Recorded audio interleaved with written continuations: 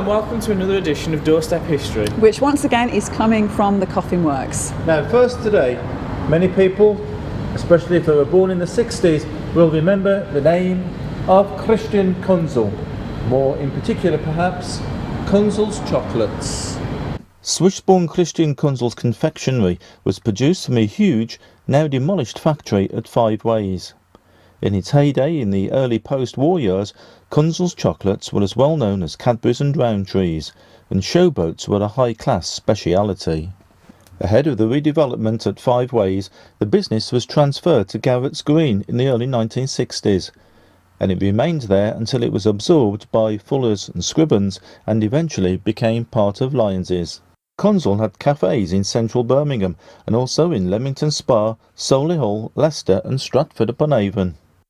In March 2000, the Swiss ambassador to the UK unveiled a plaque on the site of the Five Ways factory in memory of Kunzel. The company produced elaborate magazine adverts in the 1950s, which were a work of art and much admired. Admired too was the company boss Christian Kunzel, who developed a keen interest in the well-being of his workforce and of the local population. Through his work at the nearby Children's Hospital, he saw the problems that inner-city living caused. He decided to open his Swiss chateau in Davos to sick children, hoping that the fresh air would help to cure, or at least alleviate, the problems of asthma and bronchitis. In May 1932, 18 boys, 12 girls and some adults left Snow Hill Station on the adventure of a lifetime. Their destination was Davos, Switzerland, and in particular this chateau belonging to Christian Kunzel. For almost 20 years this chateau would become the playground for inner city children from Birmingham, many coughing and wheezing as they arrived, happy and skipping as they went home. Kunzel produced this booklet in which he says, "The chateau at Davos was built by my uncle, and upon his deathbed he told his own family that should they wish to part with it, they were to offer it to me, and so in 1928 I became the main owner. I decided to fill the chateau with poor, sick children. Since May 1932, over 100 children have been there, and now there are 24 beds kept continuously full." God's own cure, it says, the high mountain climate which has extraordinary curative power for all respiratory complaints, convalescence after serious illnesses, building up resistance and power against industrial diseases.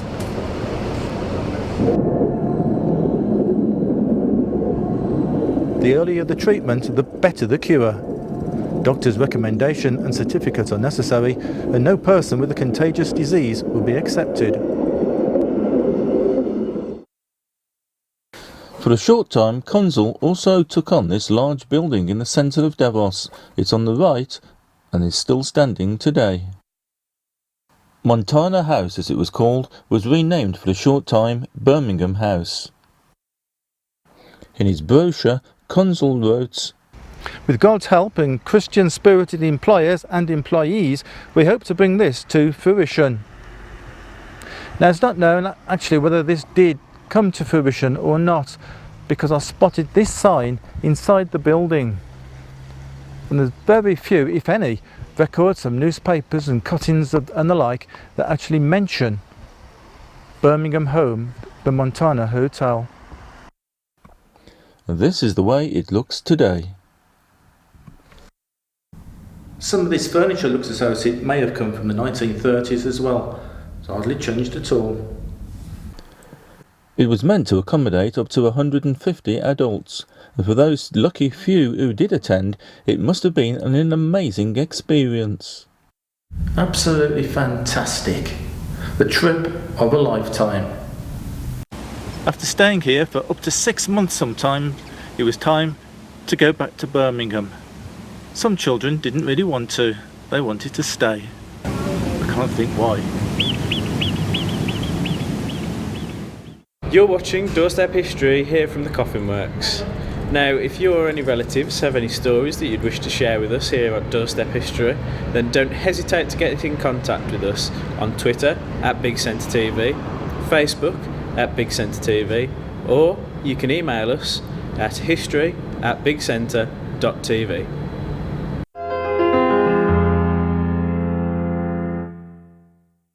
Now, during the English Civil War, Birmingham was parliamentarian. We were the dissenters. But Sir Thomas Holt, just behind me, who lived at Aston Hall, was a well-known royalist.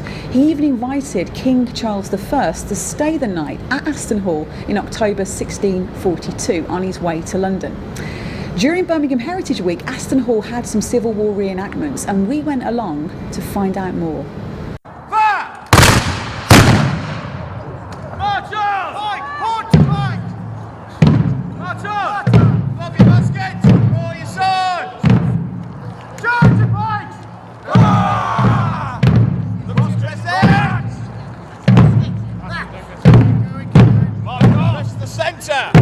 Dress to your centre! Point stand! Musketeers march on!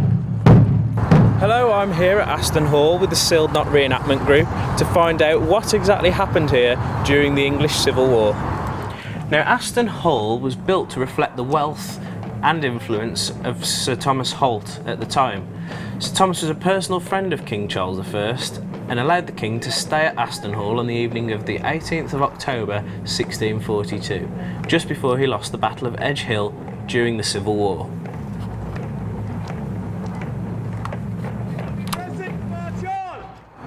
So I'm here with Captain Ball from Colonel John Pickering's Regiment of Foot. Just tell me a bit more about it. We're here today at the behest of Birmingham City Council to try and bring awareness to everything that happened at Aston Hall in 1643 and its importance in the English Civil Wars as a whole. And hopefully, over the coming years, we can grow that significance and expand on what we're doing today and make it a bigger event. In December 1643, Aston Hall was hastily garrisoned by some troops from Dudley Castle. We believe it was 40 musketeers who took control of the house to defend it from the outlying Parliament garrisons. Earthworks were dug and erected in the grounds for siting of cannon. And in December of 1643, the house was attacked by over 1,000 troops raised from the Coventry garrison in the Army of Parliament. And apparently, after 3 days of siege, the house surrendered and the house was taken by Parliament. And as you can see here at Aston Hall, the parliamentarians certainly made their mark, especially on the staircase, where a stray cannonball from the parliamentary army actually came through one of the windows and smashed the staircase, as you can see here. Check with the scaring stick. Present your piece. Prepare to give fire. Give fire!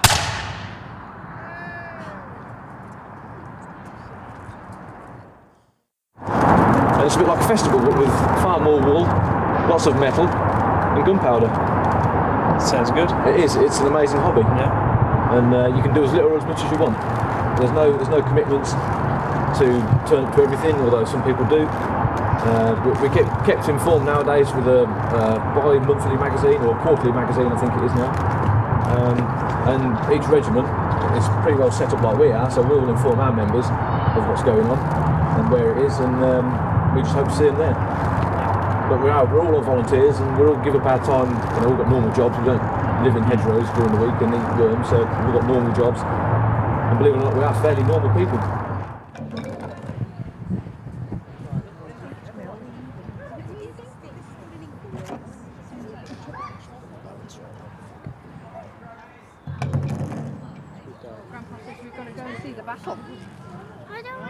You don't want to see the battle? The Sealed Knot is always after new people. It's the only thing that keeps us going. If people stop volunteering, we've got no society. So we are always on the lookout for people with any kind of interest whatsoever in history, in talking to people, in the reenactment. We'll talk to anybody. So how do you go about applying for membership? Fortunately, in today's modern era, it's quite easy because you can just literally go on Google. You can type in Colonel John Pickering, or Colonel John Pickering's Regiment, and you'll get our website. We're on Facebook under Colonel John Pickering. We're on Twitter. That is at @SK_Pickerings. I can be contacted via the website through email. My phone number's on there. dead easy. All a new volunteer would have to do is fill out a form, pay the cheque, and we'll see them at the first muster. We're just about to take a quick break, but join us again in a couple of minutes where we'll have more stories from across the region for you here on Doorstep History.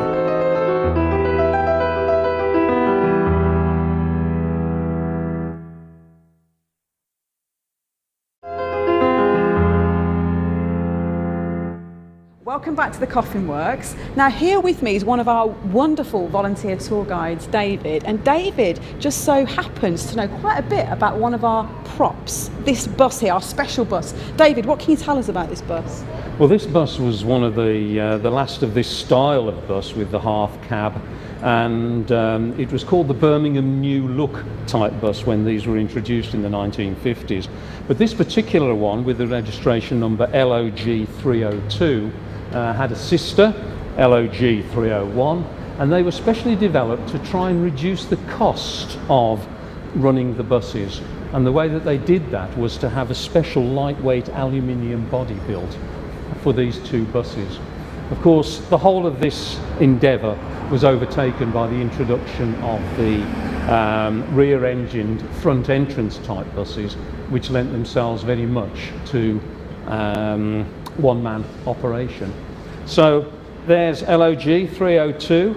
I'm pretty sure it still exists at Aston Manor Transport Museum, and there's a similar bus at the Withall Museum. Both Aston Manor and Withall are open from time to time, and you could find their details on their appropriate websites. Well, there you have it. Who knew one of our volunteers knew so much about one of our props? Thank you, David. Thank you.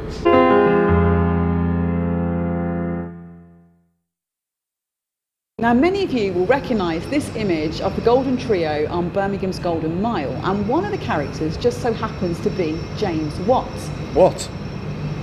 James Watt? What? What? Oh, James Watt. James Watt. Now, James Watt for many years lived in Handsworth in a house called Heathfield House, which gave rise to Heathfield Road. Now, the Handsworth Historical Society have recently come across a big album with photographs showing the house shortly before it was demolished. I went to have a look at it. I first met up with Bob, who told me about the album, and then Pat, who told me about the house. Lower picture is the cow yard. It was built in 1790. Watt actually died in 1819.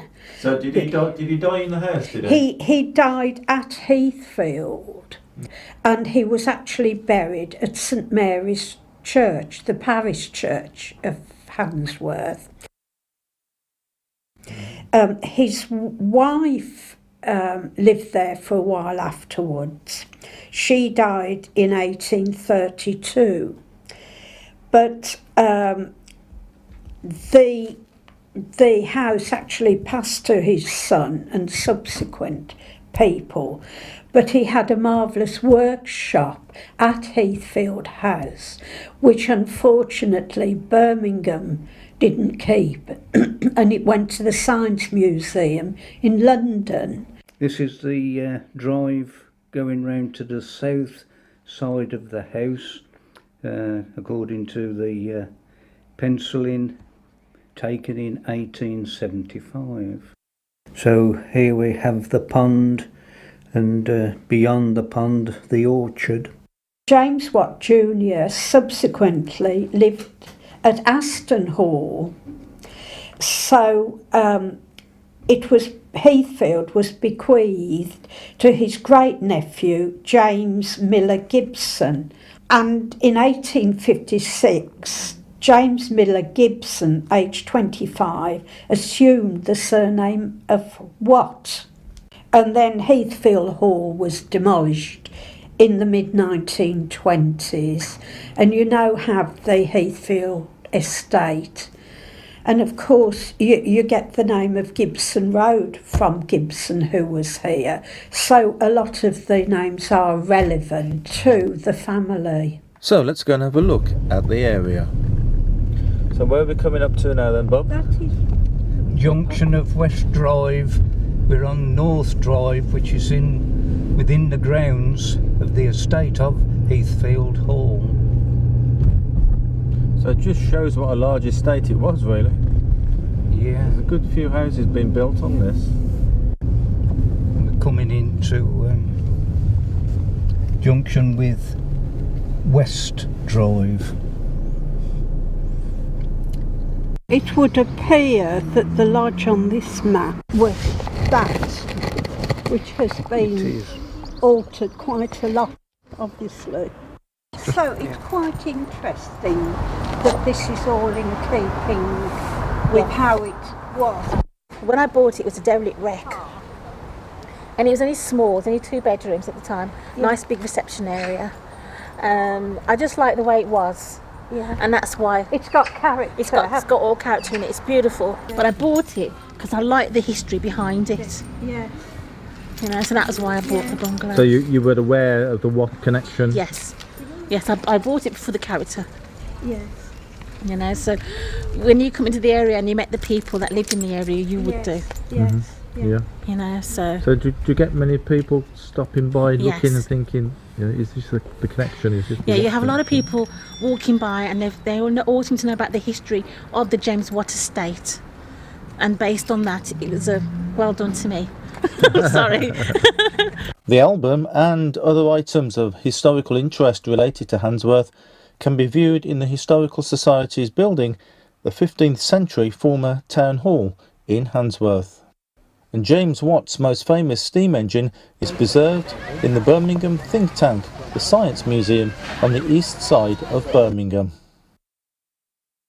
The engine was in use for 112 years until 1891. When James Watt designed the Smedic engine in 1778, it was the most efficient engine of its type. And now, today, it's the oldest working steam engine in the world.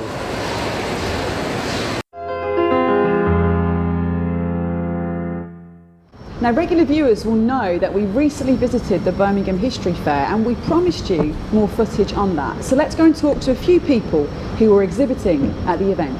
My name's Ian Forrester of the West Midland Fire Service Community Heritage Group. Our group was set up in 2003 in order to try and preserve some of the heritage of West Midland Fire Service, Birmingham Fire Brigade, the Auxiliary Fire Brigade and the National Fire Service during the wartime. We found that things were being thrown off fire stations when they had new officers arrive. The stuff was just being binned and lost. So we started our group to save this stuff, try and get it all under one roof. It includes photographs, equipment, uniforms and the like, all sorts of things. We have a small museum at Aston Fire Station which is open by appointment, and that's where most of the stuff we've got is on show. We've been going for about since 2006, been campaigning to save the bass, to get it back to its original heritage. Put 2 pools open. It's a history project we've been undergoing with book sales and postcards. Basically, just keeping the message there. So, what do you say? People say it's an old building, costs loads of money. Just knock it down and build a new one. Well, it's listed, Grade 2 star listed, so they can't actually do that. But there is the threat of when Sparkhill's being knocked down and rebuilt, that they'll close the baths in December 2016. But then they'd have to mothball it, and the cost of mothballing would be quite a substantial amount for the council to do that. So they may look at asset transfer, but we'd rather the council kept it under their jurisdiction and then apply for funding that could at least get it watertight, and then look at other things that they can do with the building. There's so much that can be done and used the baths for. It's a history project and museum pieces, but mainly what we do want is swimming at the baths. The Co-op History Group was started about 20 years ago. It's mainly to inform the wider public about the movement's rich history, particularly local story, through displays, talks, films and slideshows. The Birmingham Cooperative Society started in 1881 by a group of railway workers that had travelled around the country and seen other co-ops working, so they decided to form one in Birmingham. There was a cooperative society in Sturchley called Tascos, which was the 10 Acres and Sturchley Cooperative Society, which coincidentally is 140 years old this year. The co-ops merged in 1971, Tascos and Birmingham societies, and since then Birmingham's merged with Derby, Leicester and lately Anglia, and we're now the Central England Cooperative. But our main concern, of course, is the history of the co-op. There are 3,000 photographs in the co-op archive, and I've scanned them all and put them on computer. And at functions like these, when the public come, they'll tell me a branch that they worked in or where they lived, and I can look it up on the computer, and I'll send it to them via email. Well, unfortunately, that's all we have time for on this edition of Doorstep History, but tune in next week for more features. Goodbye. Thanks for watching.